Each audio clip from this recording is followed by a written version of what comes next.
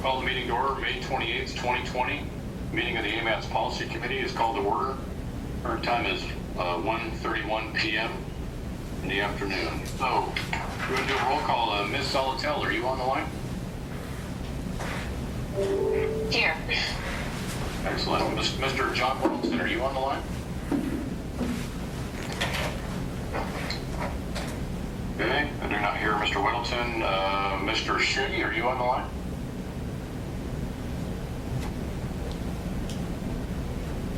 Okay, I do not hear Mr. Shitty. And Ms. Heil, Cindy, are you on the line?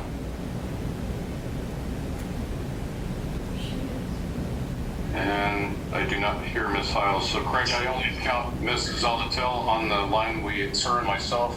When you said somebody else was on? Well, Miss Heil was on earlier. Okay. I don't see her listed up above now, so I'm not sure what happened. Okay. Should we give her another minute? We do not have a quorum at this time, so. Yeah, we do not now have a quorum. I did just send a message to Mr. Shooty to see if he's dialing back in. There's Mr. Shooty. Are you on, Mr. Shooty? Are you on? No, I'm not on. It's all an illusion. It's all an illusion. Great. Well, we'll move forward anyway with the illusion as it is. Okay. So, Craig, will you please do the public involvement announcements? Yes, as you know, AMATS committee meetings are open to the public, and the public is provided an opportunity to comment at each meeting. Business items are presented by staff or the consultant. In this case, obviously a little bit different, but AMATS posted notice of this meeting a week ago on Thursday, May 18th, which included instructions to the public for how to comment on agenda items. AMATS is using the same sort of system the Anchorage Assembly is, which asks members of the public to email AMATS by 6:30 p.m. on May 27th, which was yesterday, with their name, phone number, and requested agenda item or items to speak to. We did not receive any requests to speak. The public, however, is able to follow the proceedings of today's meeting via Teams Live. We ask anybody who is speaking, committee members, etc., to keep your audio on mute in order to minimize feedback and the echoing that sometimes happens, and also to make sure to announce your name before speaking so that Lori can make sure that we know exactly who is commenting. All right, thank you. So we have in front of us the Policy Committee agenda for 28 May 2020. Do we have an approval of the agenda?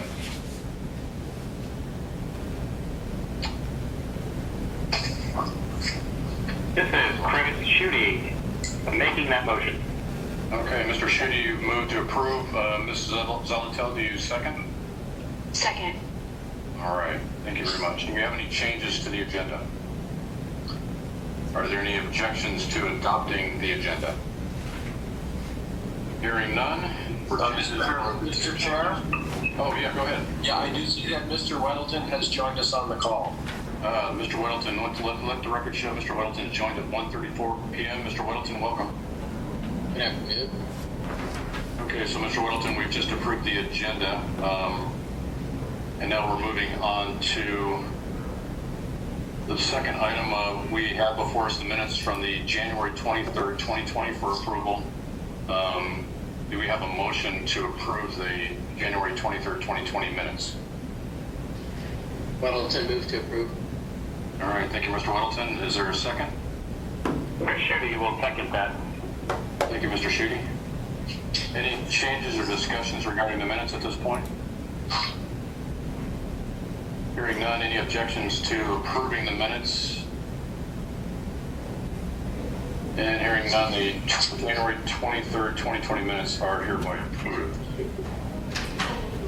Okay, we're moving on to agenda item 5, action item 5A, the 2019-2022 Transportation Improvement Program Amendment. Presenting on this issue. I will. Okay. So you should see on your screen, hopefully, AMATS tip amendment number 1, the memo 5A. Basically, we have a few things that if we are making changes to projects, they require it be a major amendment as opposed to just an administrative modification. The main thing would be addition or deletion of a project, And then the other thing that always triggers that it is an amendment versus an administrative modification is if you change the termini of a project. So we are doing both of those things in this major amendment, and what we're doing at this stage is asking you to release it for a 30-day public comment period. And then after that comment period, we come back to you and to get your thoughts on the comments that we received, and then it will then move through the assembly process. So we did hear this at the Technical Advisory Committee 2 weeks ago, and they recommended that it be released. So that is what we're going to ask you to do today. I'm going to go through the memo, and I can answer questions either in the memo or the tables specifically as we go, but my plan is to just go through the memo and not through the tables line by line, because the memo kind of lays it out fairly well. So, as I said, this is an amendment that is needed. We have some updates in most of the projects, most of the tables, I should say. In addition, we're planning on requesting that you delete Table 12. Table 12 are projects that are inside the municipality of Anchorage that utilize federal funds, but they are not inside the AMATS area. So, in other words, mostly the stuff that the state is doing on the Seward Highway, those will still be able to be found in the STIP, which is the statewide transportation improvement program that the state is responsible for, but they are outside the AMATS boundaries, so we think it makes sense not to have them in this particular item and this in our document to try and keep track of all the time. So that's our suggestion here. As I said, they will continue to be carried in the STIP, so they will be able to be found by the public. So if we go to the first part, we have Table 2, roadway changes. The main thing we're doing here is proposing to add the Academy Vanguard Drive Traffic Circulation Improvements Project into 2021. We're also updating the termini of Mountain Air Drive and the East 4th Avenue signal and lighting upgrade. I'm sure you're pretty aware of the Academy Vanguard Drive Area Traffic Circulation Improvements Project. We had a couple of projects that had they weren't far enough along to go with the proposed schedule that we have. In other words, you had Fireweed Lane rehab that hadn't gone far enough along in this process, so we won't be needing the $2.5 million originally programmed into 2021 for the design phase. And the same thing with the Dr. Martin Luther King Jr. Avenue extension. We won't need that money, that $1.5 million in 2021. So that frees up the amount of money that we need to add the Academy Vanguard project in. That's nice that we don't have to purposely delay projects. They were being delayed due to other situations. So it's nice to not have to make the decision on pushing one project out for another one. As I mentioned, we're updating the terminal at Mountain Air Drive. The project originally talked about the termini being from, we're out real quick there so I don't misspeak, but it originally talked about Mountain Air Drive being from Rabbit Creek Road to East 164th Avenue. And East 164th Avenue is far south, relatively speaking, of where this project would be, and the topography, among other things, makes it very challenging to continue it down there. In addition, Sandpiper Drive already has a stub out of some part of Mountain Air there, so it just is a logical change. It doesn't really change the extension project. It would still be connecting those two portions of roadway. It just makes sense to shorten it up. Again, when you change the termini, it's a major amendment. The East 4th Avenue signal and lighting upgrade project, it originally said A Street to Ingram Street. We've been told that it makes more sense. What they can do with this project is go from Cordova to Ingram Street. So we are making that, requesting that change. So there are some balancing funds with just O'Malley Road and the TDM project and the pavement replacement cost adjustments that go into all of these things, but they're relatively minor. Those changes that I suggested are the main portion of it. So if we go on to Table 3, that's the non-motorized project. There's an Old Seward Highway Pathway project that was in there that in doing the scoping for that, the state realized, and I don't know, Mr. Chair, if you have more information on this, but the state realized that it just was not really a doable project, for lack of a better term, and so they suggested removing that project, which would free some money up, and then we are changing those monies around to the bike plan, project implementation, etc. So just some minor changes in there, but it is the deletion of the project, so it requires an amendment as opposed to administrative modification. Yes? Okay. So in table 5, which is the CMAC projects, we had existing in there, and we've had this project in there since I've been here. It is the, I'll get the name right again. It is basically Transit Fleet Replacement Operations Project. Transit Fleet Replacement is where we always use our AMATS funds to pay for bus replacement for the Public Transportation Department. They had requested us, basically they're trying to split out these projects into 2 different projects. One would be that transit fleet replacement, and then another one would be an operational assistance project where they're trying out some new routes that they're going to do, which you may be aware of. And it's a project we can do with federal funds, but only for a limited time. I believe 3 years is the limit. But it made sense to break these out into 2 separate projects. So that's what we're doing here. We originally had the transit fleet replacement, and now we're going to have that transit fleet replacement and then an operations project as well. So that's what we're doing in table 5. Table 6 is TAP funding, the Transportation Alternative Program funding that AMATS controls the allocation of. And we just have some balancing, adding some more funding into the Chugach Foothills Connector Phase 2. The original plan, I believe, had been some sort of raised boardwalk, and now we're kind of changing, I guess they're changing the design a little bit and required some more funding to get it through the wetlands where it is. So that's it for table 6. I guess I should stop just to make sure there are any questions as I'm zooming through it. Weddleton. Yes, sir. Can I speak? Yes.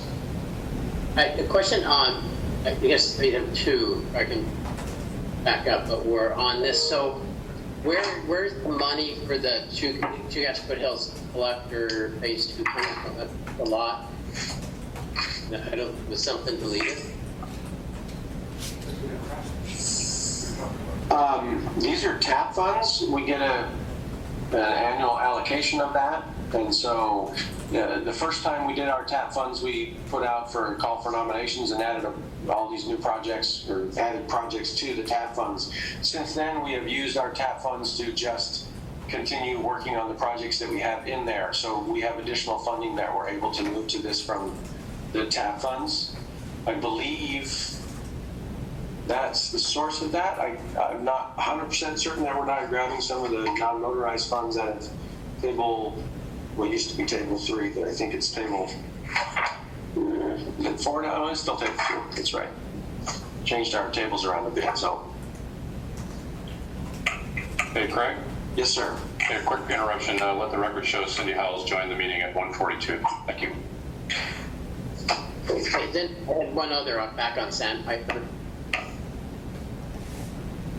Yeah. And I appreciate that change. It is, now looking at it now, it's been East 164th forever. Kind of was extended, but this way makes more sense. But, you know, when projects are defined, so it says to Sandpiper, and you know, examples, the Abbott Road project went to Birch Road, didn't go past Birch Road. And that prevented us from doing changes at that intersection because that wasn't included in the original study. So, where, you know, if we say to Sandpiper, if we want to do the intersection of Sandpiper and out there, is that precluded by phrasing here? Or what stage do those exact lines get drawn? I think I'm going to have to defer to our chair as the engineer and NEPA expert here, which I am not. I'm not certain on the answer to that. If he doesn't have an answer, I'd have to try and track down the other one. Okay. Yeah, hold on a minute here, Mr. Wilson. I've got John Lenone, pre-construction engineer, if he can answer that question. Typically, as long as the intersection is connected with the road, it's not a problem with adding it for NEPA purposes. So, not sure exactly what the issue was before that it couldn't be approved. That answer your question, Mr. Wilson? Well, I think so. But that happened at Abbott and Birch, I guess the NEPA project. So it's defined when you start the NEPA project, and it'll be fine-tuned then. Is that correct? The boundary is fine-tuned through the NEPA process. Oh, as part of the NEPA process. So is it standard to include through the intersection or just up to the intersection? Typically, just to the intersection and not beyond. Okay. I'd sure like to see that change, because that was one of the most important changes on Abbott got missed because it didn't go through the intersection. And Yeah, that's part of the scoping process, Mr. Wilson. We'll determine issues like drainage or profiles or right-of-way issues or ADA accessibility issues. Those are all included in the initial scoping, and that sets the boundaries or the project limits at the initial phase, and that's what we carry into the NEPA document for our environmental assessment. okay. Yeah. That answer your Okay, question? we'll make a note for.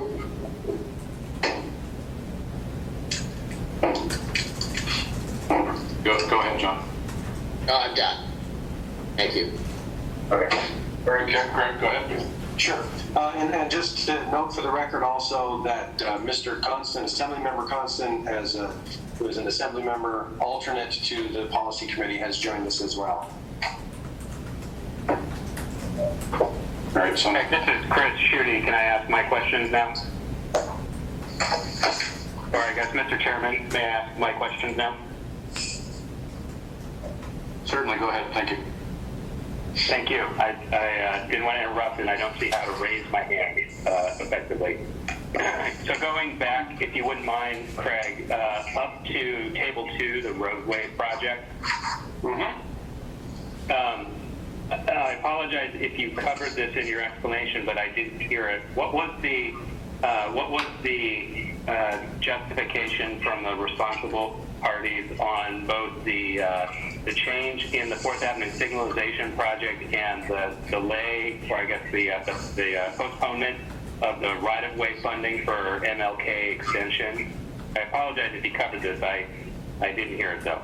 I didn't specifically cover the delay, but my understanding is, I believe both of those, well, certainly Fireweed Lane, there is a match and maintenance agreement between the city and the state on that project that they are fine-tuning the details that at the moment hasn't been signed. And so until that agreement is signed that says we will do this for this money, etc., the funds can't be obligated. And that's what happened on. Let me ask it again. I think you're talking about a different roadway. The TIP proposals in Table 2, page 1 of the memo, where the right-of-way acquisition for the MLK, Martin Luther King, extension project got pushed into 2021. I was curious what was driving that, if DOT wants to respond. And then secondly, same sort of question on the East 4th Avenue signalization upgrades. What was the reason for moving it east from A Street to Cordova? Thank you. My understanding on MLK is a very similar situation, since they haven't agreed on exactly the route, and so therefore they haven't signed those match and maintenance agreements, and therefore they can't obligate the funds until that agreement is signed. So the funding was not able to be utilized in the year that we wanted to, so it had to be pushed out for the MLK. And I apologize, I don't remember exactly why they were asking to remove the termini of East 4th from A Street to Cordova.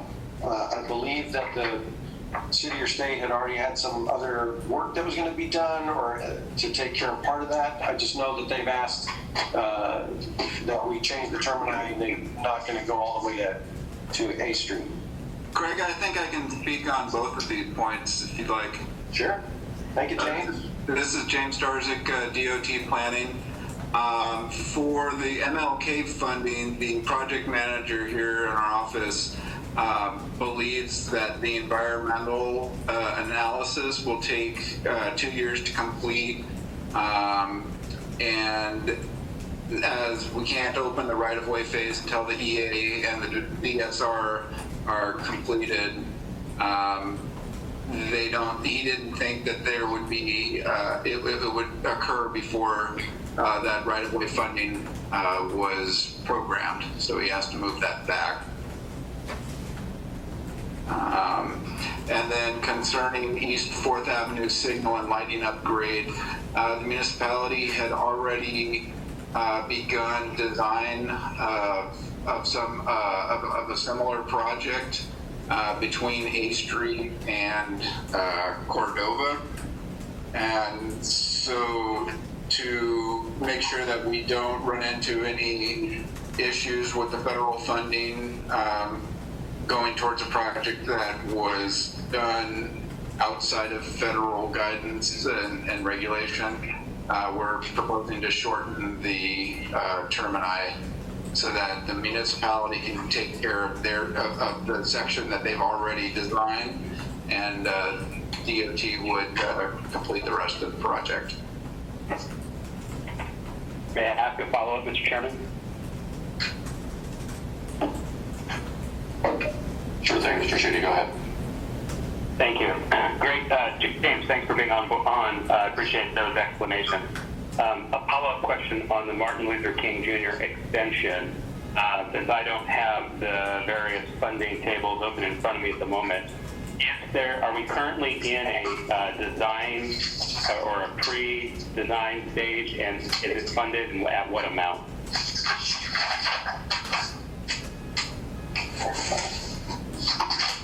So the Martin Luther King extension had 1.5 million in 2019 for design. That was that's where it was. Let me see. That was originally with another 1.5 for right of way in 2021, and the proposal now changes that to the 500,000 starting in 2021 for additional design work. So the 19 money stayed, and then additional into my tip tables. Excellent, thank you. And I appreciate the extra detail, Mr. Lyons and James. That's it. And Terrence Weddleton, can I speak? Okay. Go ahead, Mr. Weddleton, thank you. So addressing Chris's point, at our last assembly meeting, we approved a $135,000 contract to give money to DOT to start design on that. So it didn't refer to AMATS money. So it sounds like we're getting something started now.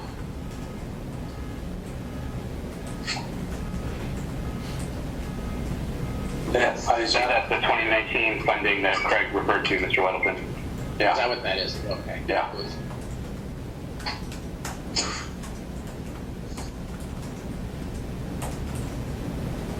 Thank you.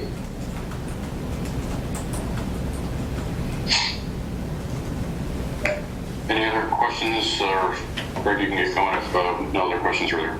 Okay, so I believe that brings us to table 7. This is the payment replacement table.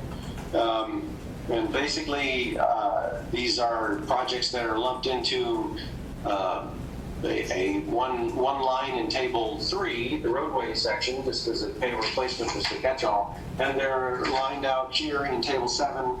They're not out by dates. They basically have the list of needs.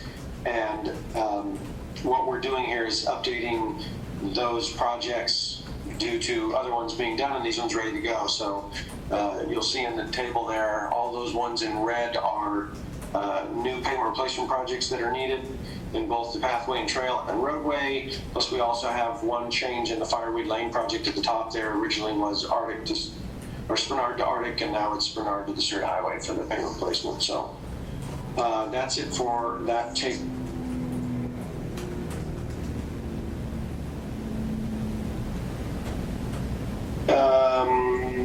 we are on to changes in the transit table. These are funds that are not part of the AMATS allocation, but they are federal funds, so we need to reflect them in the TIP. And they've just updated some numbers based on what they want to do based on their project cost estimates and scope and schedule and that sort of stuff. So again, not part of the AMATS allocation, but it needs to be included in the TIP. And then other than what I already previously mentioned about deleting that table 12, that is it for those changes.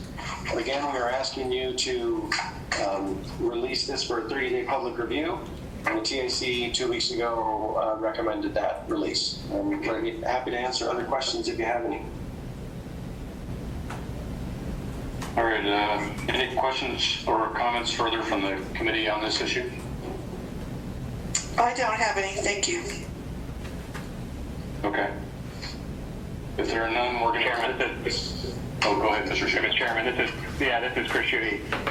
I know you're ready to move on, and I am too. I just wanted to say thank you for the thorough explanation provided in the memo. This time around, it seems like the TIP mod memo had some supplemental narrative information that was really helpful and cut down on the number of ridiculous questions I asked at a policy committee meeting. So thank you, staff. Happy to help. We can be taught. All right, are there any other comments from the committee on this issue? All right, hearing none, we're going to move to public comment now. Are there any comments from the public? And a reminder, you have 3 minutes to speak on each action item. So at this point, are there any comments from the public, members of the public?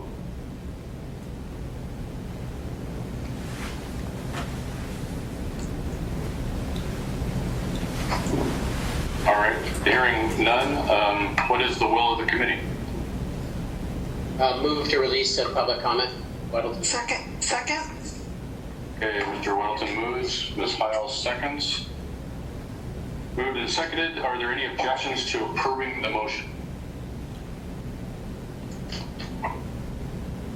Hearing none, the motion is approved. Craig, are there any other action items before we move on to item 6A? No, sir. All right. We're going to move on to item 6A then, the MTP, or the 2040 MTP update. Craig, are you going to speak to us on this issue? We should have Ms. Vivian Underwood, our senior planner, who is managing that project. She should be on the line and ready to give you folks an update. Great. Vivian, are you on the line? Yes, sir, I am. For the record, this is Vivian Underwood with AMATS. And you should have, the Technical Advisory Committee and the Policy Committee should have received 2 invitations for Mr. Lyon for work sessions, virtual work sessions next week on June 2nd and June 3rd from 1 to 4 in the afternoon to review the staff comment response summary on the public review draft for the 2040 MTP. We received closer to 500 comments. There are 469 comments on the comment response summary that you should have also received. But some of those comments had more issues based on the way they were written. So it was a lot to do, and we took our time to make sure that people felt that we were weighing their comments. I have to tell you, though, that staff is going to recommend that we not make any changes to the draft that would cause us to have to go back out for public review and comment again. As you know, we've missed our deadline, and we have a hard deadline in November. And after the policy committee approves the document, we'll still have to spend a lot of time finalizing the document, making all the changes, and then allowing the Federal Highway Administration time to do their review and approve the air quality conformity determination. So I just want to put that out there and let you all know that that's what we will be coming to you for in June.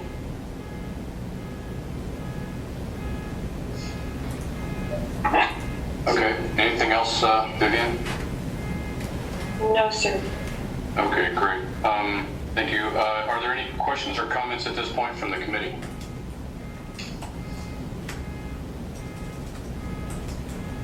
Okay. Hearing none, are there any comments from the public on this issue? Okay. Hearing none, we're going to move on to item on the agenda on item 7A, the Eagle River Bridge project update. Craig, who do we have on board for presentation here? We have a cast of thousands, but I believe we're starting with Shannon McCarthy. Okay, McCarthy, are you on the phone? Yes, I am. Great, so why don't you go ahead? I'm going to go ahead and share my screen.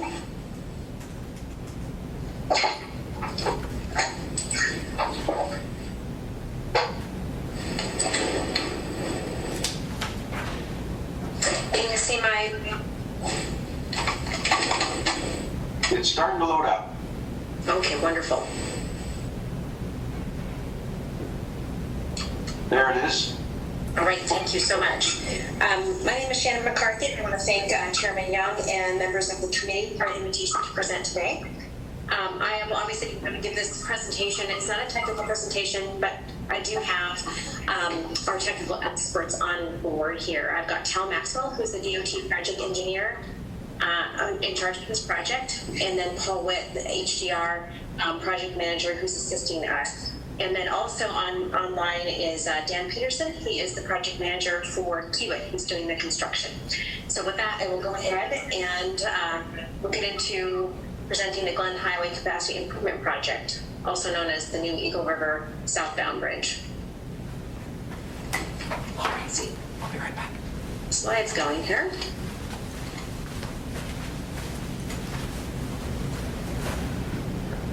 There we go.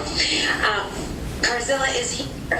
We decided to brand this a little bit differently than our regular projects, and the reason why, of course, is that the Glen Highway is the most heavily traveled highway that we have in Alaska. Anything that we do to that highway, if it's just even closing a lane down to do minor repairs, or if there's a crash, that it really does impact the whole commute, and we can create congestion even with a very small item. So we wanted to have a little bit of fun with the public and really engage them, and then also help recognize that it is a big impact to the commuters and to people who are just driving the highway from time to time. This is an overview of what's happening. We're going to be adding more lanes, wider shoulders, improving the ramp access, and then improving our ability to grow on the Glen Highway. The bridge, of course, it's a new bridge built to seismic standards, and we're going to extend Eagle View Drive into a new frontage road. Wanted to point this out to you. Video, it does not do well on WebEx or Zoom, so after the meeting, if you wanted to go ahead and check out EagleRiverBridgeAK.com, it's a great video and to show you what the project will look like in the end. There's also lots of, it's basically our clearinghouse information on this project, both past information on the previous phase and then also what's happening right now. So great source. Encourage you to take a look at that. So I mentioned that the phase one was the northbound lanes and new northbound bridge. That work is complete. That was completed about 3 years ago. It was a great project in that it flattened out Great White Hill. It extended the 3-lane section of the highway, and of course built that new bridge over Eagle River. Concurrently with the capacity improvement project, we are also making repairs to Artillery Road Bridge. As many of you recall, it was struck by an overheight vehicle in March of 2018, and it resulted in us having to shut the highway down for a number of days. Pretty frustrating for us, very frustrating for the public. We wanted to put off the permanent repair until we could coordinate it with this project. Like I said, anything we do to the Glen Highway has a huge impact on commuters. We didn't want to hit them over and over again with congestion or lane closures and things like that. So we are doing these concurrently. It's a different contractor, but it's pretty well timed in terms of the public will not have to go through several construction projects. They'll basically go through just this one and have both repairs done. What people don't know is while the northbound girder was hit, actually sometime earlier, the southbound girder on the same bridge, I should say the most southern girder on the same bridge was also struck. It was never reported to us, but we saw the damage, and we are replacing that girder as well. And it may have been, sorry, there's a plane taking off right now, so sometimes easier me audio. Probably someone's load came loose when they were underneath the bridge and then it bounced up and hit that. But with this project, we're replacing both and we'll be able to open that to full width. I think everyone will be really happy with that. Just wanted to share some photos from just this last weekend of the progress. They're building the abutment, and you can see in the left-hand photo, we've got equipment starting to stage on the bridge, and obviously the crane is adjacent to the bridge. It kind of gives you a better picture of why we had to close down the southbound lane. Some more photographs. You're making tremendous progress.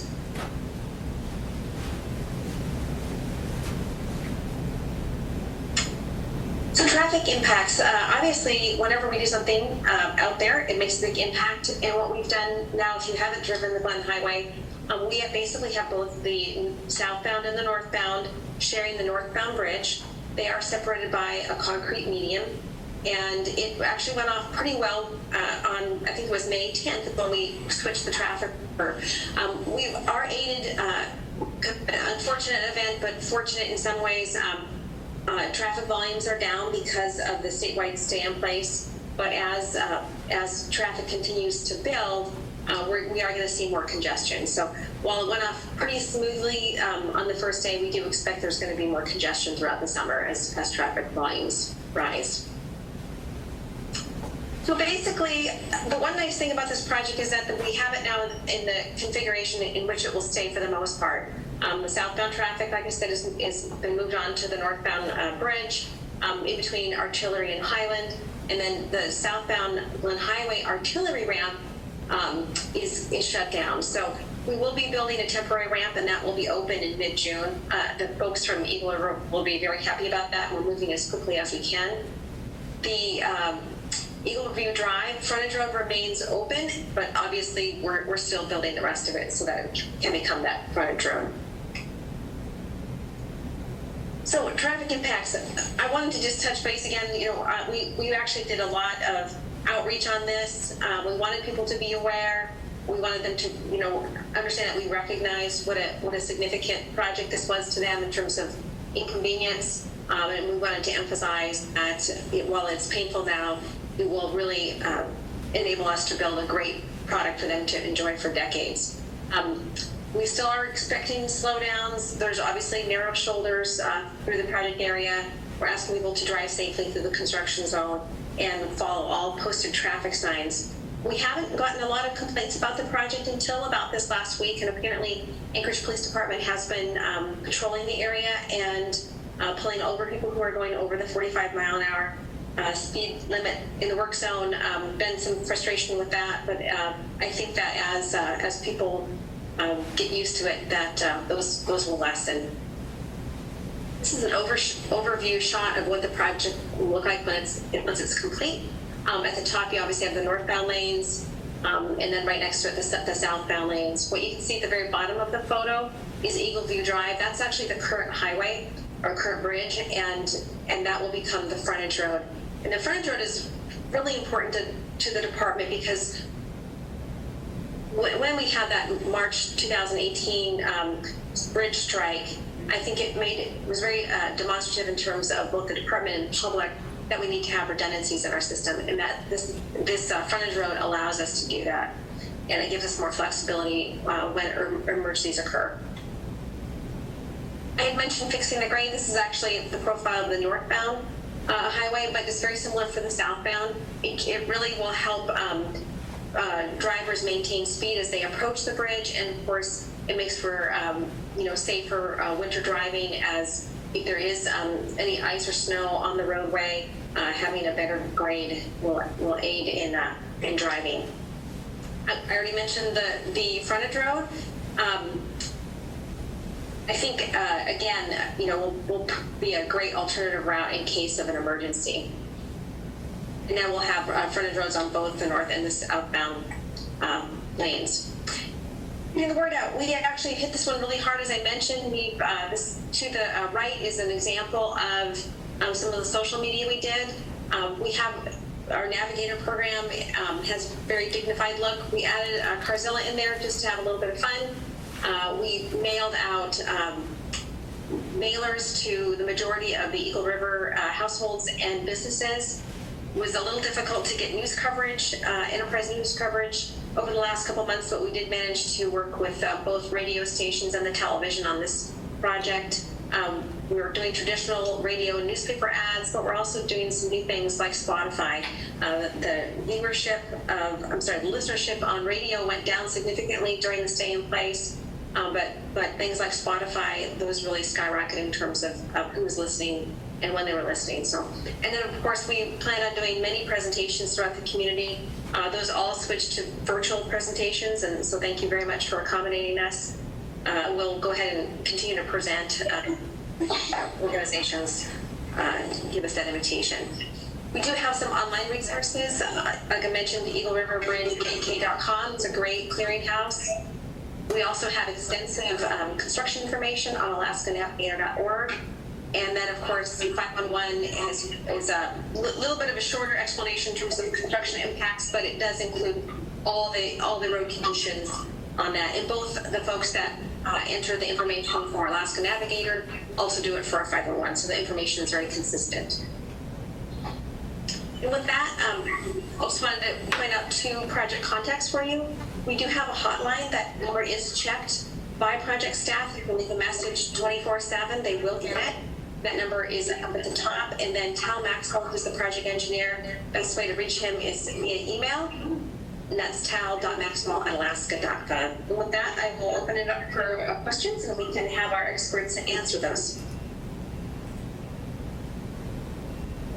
All right, great. Thank you, Shannon. Are there any questions from anyone on the committee for Mr. McCarthy? Yes, Okay. Hearing no questions from the committee, are there any questions from the public for Shannon at this time?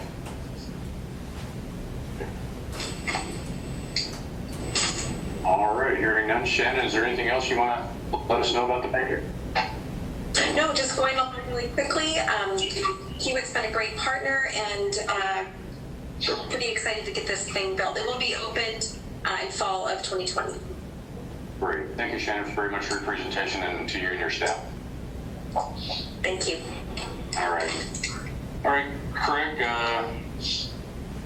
we've got moving on to agenda item 7B, Vision Zero update. Are you going to be presenting, or do you have someone who will be? We have Holly with Huddle should be jumping in here. Holly Smith-Torres should be online and first online. I am online. There you go. All right, Holly, great. Hi. Okay, you can't see my screen yet. Okay. Remember how I had a problem unmuting myself last time? Okay. Okay, we are starting to see your screen, and now we see it. Your presentation is ready. Good. Okay, I guess the last thing I'll do is I will turn myself on so you can see me. There we go. So again, my name is Holly Spoke-Torres. I'm a local community engagement specialist and a landscape architect. I have with me Andrew Owens from Kittleson and Associates, if we have any technical questions. I'm representing the municipality of Anchorage today to talk about the Vision Zero Anchorage. I assume most of you have heard about Vision Zero and have had updates in the past. We're excited today to present 2018 data to you. Okay.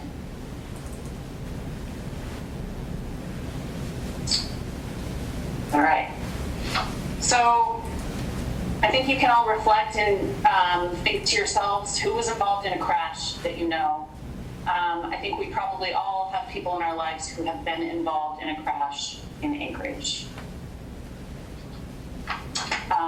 In the past 4 years, over 17,000 people in Anchorage have been involved in a crash. You can see it's organized here, 2015, 2016, 2017, 2018.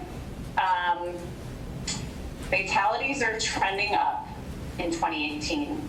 On average, 2 people per month are dying, and about 10 people per month are seriously injured. So 2018 in review. Just a note, It takes some time to compile data. 2019 data will be available in June. So this is 2018, so there's a little bit of a lag time. Car crashes. 319 drivers and passengers per month experienced a crash and 11 people died.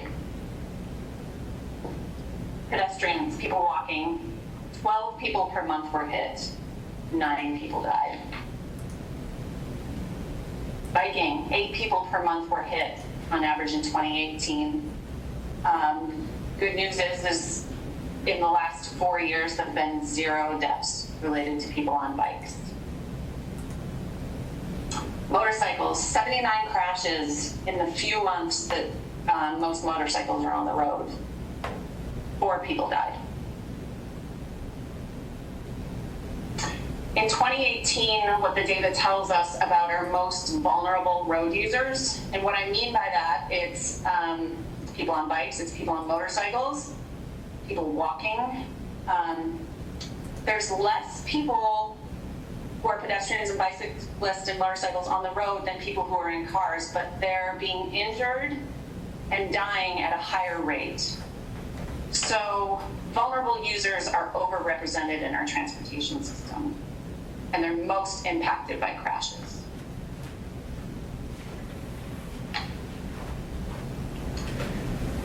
It's important to know that our decisions as humans contributed to these fatal and serious injuries in 2018.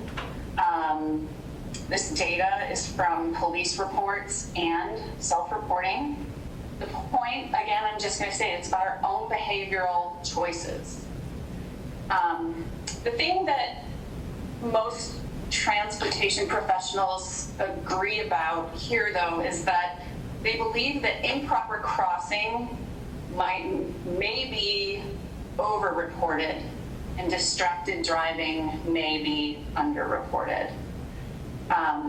If you think about what happens at the scene of a crash, people are unlikely to self-report that they were texting, or they were reaching for a coffee, or they had a dog in their lap, and it's difficult for an officer to assess that from the situation. The officers are many times trying to ensure that the scene is safe and dealing with what's happening on site. So I think that's the 2 points are distracted driving is underreported, improper crossing is overreported, and it's mostly our decisions impacting what's going on. On average, in Anchorage, 1 crash per day was attributed to drugs and alcohol. 21% of fatalities in Anchorage are drug or alcohol related. 22% of severe injuries are drug and alcohol related. Again, this is a thing that people think is underreported, and this is likely due to marijuana use. Testing for drug impairment is problematic due to the limitations of drug detecting technology and the lack of agreed upon limit to determine impairment, as opposed to the mere presence of marijuana. Data shows that marijuana use is increasing, and 13% of nighttime weekend drivers have marijuana in their system. And that's from a National Highway Traffic Safety Administration study. Okay, the high injury network. I guess I'd just like to stress that as the primary policy decision makers, I think it's important to look at the high injury network annually to see if progress is being made, to see if the decisions that we're making for funding and capital improvements and safety improvement projects are actually taking the Vision Zero data and improving it, or potentially the opposite. But so what you're looking at here is the high injury network, the yellow lines. The Vision Zero Anchorage project mapped the high injury network, taking data from 2010 to 2014. It looked at fatal, severe, and all crashes, and it weighted the fatal and serious injuries higher in order to identify what this high injury network is. So then what you're looking at is an overlaying the fatal and serious injuries on the network. Those are those dots, okay? For quick reference, the bright green is bicycle, the red is pedestrians. The solid is a fatality, right? And the open circle is a severe injury. So pay attention to where the clusters are happening too. Like you see the clusters of injuries happening downtown. There's a couple of clusters of deaths here, fatalities. So total crashes within 200 feet of all high injury corridors is 45%. Total bike crashes within 200 feet of the bicycle injury network is 33%. Total pedestrian crashes within 200 feet is 46%. So I think it's important to look at this data annually, and I think it's important as policymakers and implementers to use this data to help make decisions about the safety of our system. Okay, unofficial count. We do have an unofficial count for 2019. We pay attention to publications, news reports, KTOU, ADN. So far, 15 fatalities. The good news is that's a decrease from 2018. The bad news is that there was one bicycle fatality. We hadn't had one in 4 years, and this was the first year that there was a bicycle fatality, 16-year-old. So Anchorage is taking leadership in the Vision Zero program. It's not just traffic engineers and civil engineers leading this. Anchorage is taking the lead to integrate the culture of Vision Zero throughout the municipality. So it's the Parks and Recreation Department, it's transit, it's APD, it's everybody. It takes all of us implementing the Vision Zero in order to make sure there's a culture of safety throughout our organization.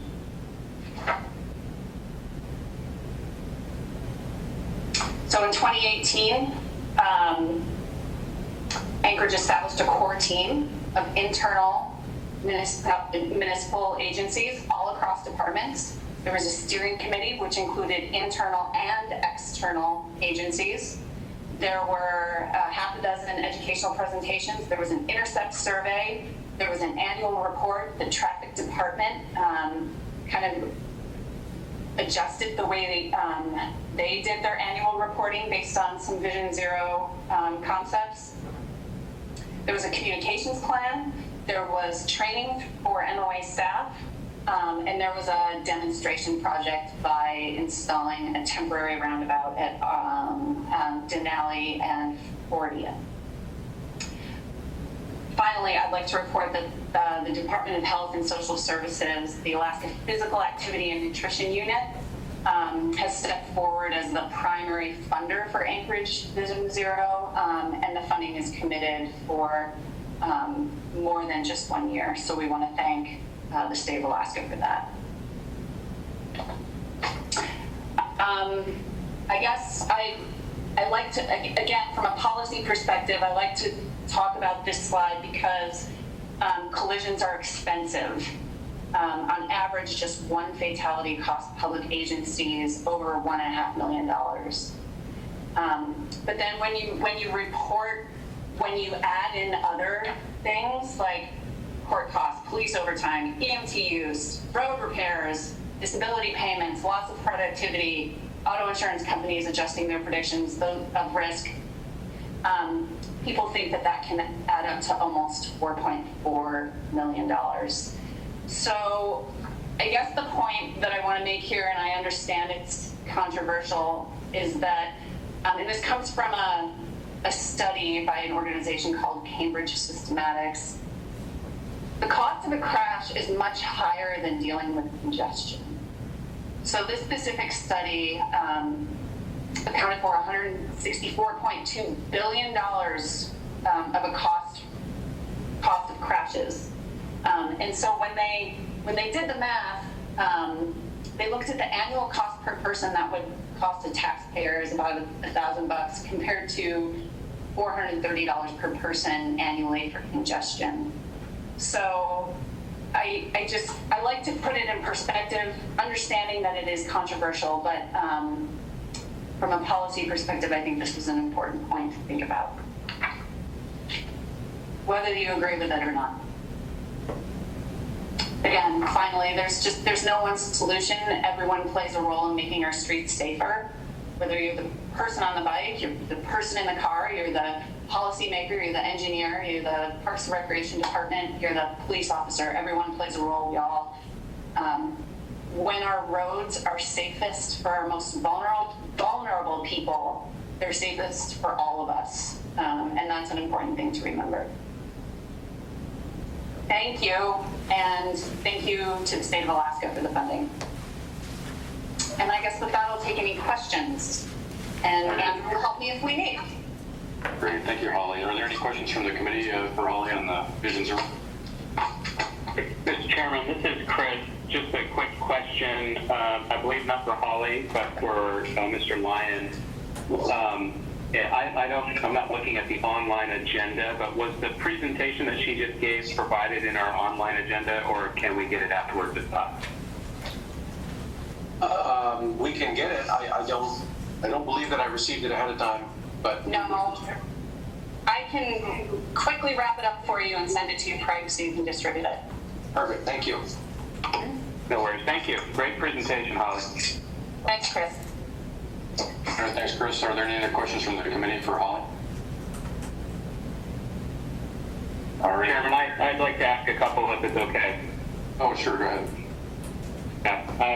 And with full disclosure that I'm very biased towards this project and have been a proud sponsor of municipal efforts on this front for the past 5 years now. Holly, is there, in one of the sheets that you showed, I think it was titled By the Numbers, you showed some high-level graphics about key takeaways from the data analysis. And one of those slides, or I'm sorry, one of those numbers was about the number of pop-up projects, and it referenced the Denali Street project. Yeah. In reference to the pop-up project and why that's important as a milestone, we expect to do these pop-up projects to test out or to pilot ideas in a temporary way to learn from them. The Denali one, my recollection of the Denali one didn't have the level of participation or ridership that we expected, but still was very educational and informative.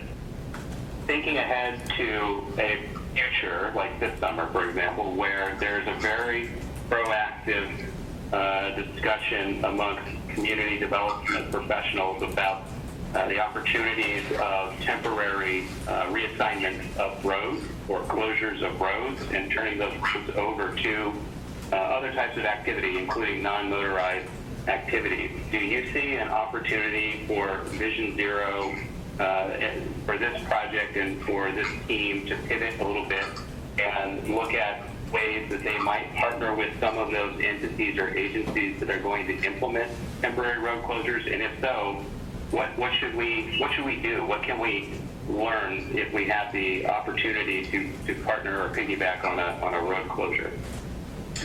Yeah, so one kind of tactical project we're thinking about right now, the Anchorage Downtown Partnership is actively considering closing some streets downtown.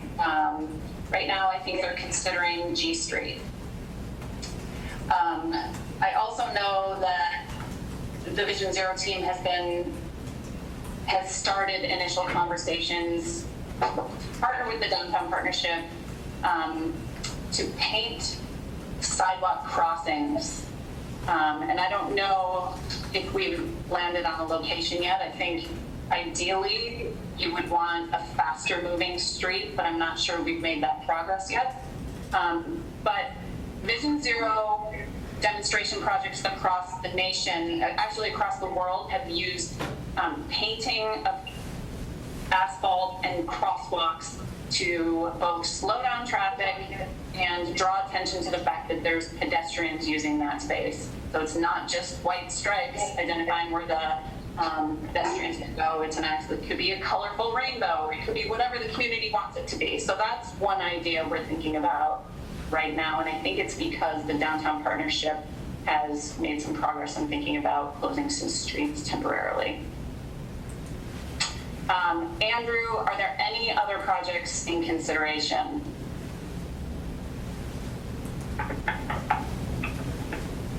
I guess, well, the other thing I'll say is that it is challenging to have quantitative results of these, because sometimes it's more about education and drawing attention to a situation, but we do our best to get as much quantitative data on the results of these tactical projects. Thank you. Mr. Chairman, may I just one last comment, question, and then I see committee members Alatel would like to ask a question. Sure, go ahead. Thank you for that, Holly. I know that was not an anticipated question. You rolled with it perfectly and expertly as always. To your last point on the quantitative data, and this is one that I think might not be the only objective we should have in these types of interventions. But what, if anything, did we learn from Denali Street, or could we potentially learn in a future intervention on the design front, less on the quantitative front and more on the design front? And then what I'm thinking is are there potential temporary interventions that you're thinking of that could tell us how best to arrange the order of non-motorized lanes? Should it be bike and then ped and then building, or should it be a wider turning radius to make the bike lane across the intersection? Things like that. Are there other cool to know sort of design things we can glean from this exercise? And that's it. Thank you. Yeah, I mean, absolutely. I think another example is Cook Inlet Housing Authority in front of the Church of L'Avance Bernard. I think at one point they just like spray painted their sidewalk in a different location to educate the public on how it could be different, right? I think the trick is finding the right location where that sort of intervention would be safe and effective, because a lot of times, I just said this in the last meeting, we don't know what we don't know until you show people what it might look like and they experience it. And maybe the parking, maybe the bike lane is on the other side of the parking, or maybe there's one less lane on Northern Lights Boulevard, and then there's a bike lane in its place. Maybe we take this time to shut down one lane of Northern Lights Boulevard and put bikes in it. Those are all the sorts of things we're considering, and it's just who's going to say yes to us, but we're going to keep asking. All right, thank you, Holly. Meg Zalatel, did you have a question? I'm sorry. I did, thank you, Mr. Chair. So on Chris's questions around and the initiatives or the discussions you're having with the downtown partnership, I raised a similar set of ideas and was met with a lot of resistance to those ideas. And those ideas came really from the community. So my question is there a good way or point of contact for community councils or community members to engage in having this conversation if they're wanting to see or assist with a demonstration project in their own neighborhoods? Absolutely. If people have ideas, you can send them my way. Great, thank you so much. Yeah. All right, thank you, Holly. Any other questions from the committee for Hall?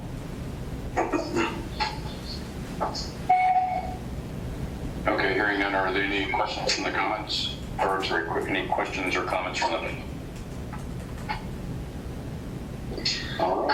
To the chair, this is Joni Whelm with AMATS. If I just might say something regarding the Oh, sure, Johnny, go ahead. pop-up project. Yeah, go ahead. Okay, thanks. Hey, Holly, great presentation, and I know I got the email from Meg about the potential pop-up projects. I know there's been talk about doing those this summer. We did, as the project manager for AMATS, that was doing the Denali Street pop-up last summer, which was the one that we were able to do last summer. I think it was a very good experience, and it was definitely a successful project, and I don't know if Andrew can speak to this as well, but I just want to mention again that doing these is pretty involved, and you do need a full traffic plan signed off on by whoever sets up your pop-up. You also need a design signed by a professional engineer, and I think it can be easy to underestimate the safety aspects when you're thinking about projects. And I only say that because I know that I did when we did the Denali one, and we put up a roundabout, and Pierce and I were out there putting down double tape in creating this roundabout, and as cars were zipping by us, I realized that I was super thankful we had hired Shaman to come and do our traffic plan for us, because that could have definitely been a scary situation if you didn't have all that preparation ahead of time. So I think it's a good idea. I think they're really good and helpful projects. I just want to say that they take a lot of work, and you definitely have to have a plan in place. And I'm not trying to discourage them, but I think that they just take some preparation. So that's all. And I'm certainly happy to talk to anyone who wants to talk about how our project went last year. We had a lot of photos and R&M, folks over at R&M. Andrew was there. Craig was out there. It was a good experience, but having been through it once, you definitely want to do your homework. That's all I'll say. Thank you. All right, thank you, Johnny. Any other questions at all from anyone on this issue? Okay, hearing none. Holly, thank you very much for the presentation. Appreciate it. Okay, Craig, I think that does it for general information, items 7A and B. We're going to move on to item 8, committee comments. Does the committee have any comments or anything to add today before we go to the order? Mr. Chair, Chairman, this is Chris. May I go? Okay, we have two people talking over each other there. Can one of you give it a shot again? Yeah, sure. This is committee member Chris Schutte. Oh, yeah, Mr. Schutte, go ahead. Yeah, sorry about that. Just real quick, as you read in the minutes from our last meeting, there was a discussion about the Connected and Autonomous Vehicles Working Group, and I just wanted to let the policy committee know that we are currently finalizing signatures that agreement and look to bring a request back to this body for authority of AMATS through Craig Lyon to participate in that, as well as the municipality and the other partners in that work. Just wanted to give everyone a heads up. We haven't lost or forgotten that, but as the world turned upside down in the COVID era, it definitely sat underneath a pile of other stuff. So we'll come back to it and hope to have something to this group soon. Thank you. Thanks, Chris. And if you would reach out to Carolyn Morehouse at our headquarters and let her know that the municipality still and AMATS want to be actively engaged in that, so she doesn't take you off the distro. All right, Mr. Chair, this is Christopher Constant. Oh, Mr. Constance, go ahead. Thank you. So there have been a few kind of consecutive conversations in the Fairview neighborhood about what's happening with PEL for the downtown. And the conversations are getting warmer and warmer and harder for me to hold back. And there's an effort going right now to start cataloging the efforts starting back in at least 2010 of kind of efforts to get this thing rolling. And so I had asked Mr. Lyons if it were possible to schedule an information item, a briefing from the team at DOT on where this stands for this meeting. It wasn't possible, and I'm hopeful that that can be made available on the agenda next month. Just as a matter of history that most of us know, this project was scheduled in 2016, 2017 for 2019. When 20 came, COVID happened. 2021 is 60 days away. And So I'm just asking the committee before I have fires and drums beating behind me to help me communicate to the members of the public what's happening with that PEL.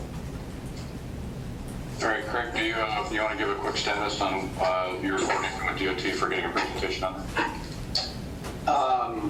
I guess the only status is I did send a request over to have someone show up, but I didn't get a name yet to do the presentation. So hopefully we can just have, we can add that as an info item next month, and wherever your project manager or whoever you want to have present can do that informational presentation.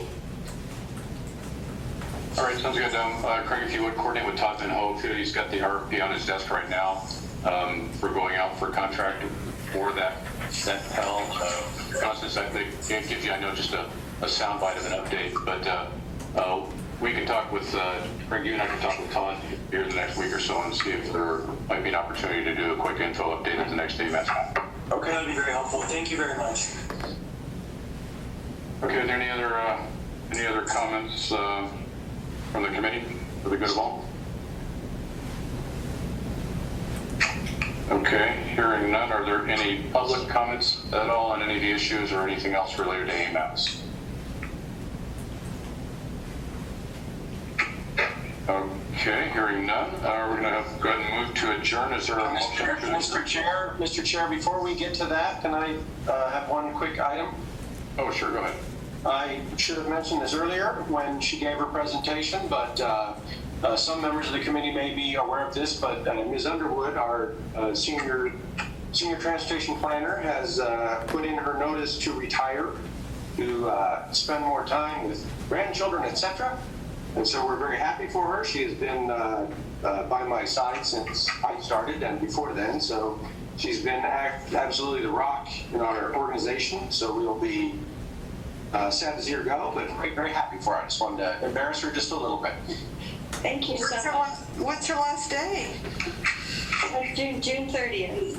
Yes. Oh my goodness. I know, and I have to tell you, I really thought we would be finished with the MTP by now, and I'm just horrified that it's still going on, and I had wanted to see it through to the end, but I will lurk in the background if I'm allowed to.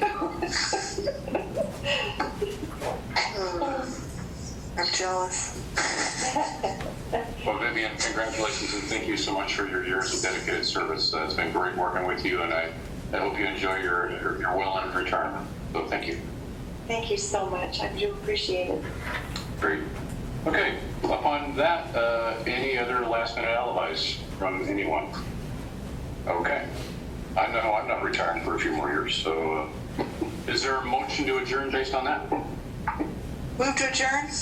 All right, moved by Cindy. Do I have a second? Second by Chris Schutte. All right, Mr. Schutte, thank you. Are there any objections to approving the adjournment? Small pause, hearing none. We adjourn. Thank you, everybody, for your help, and we'll talk to you soon. Right.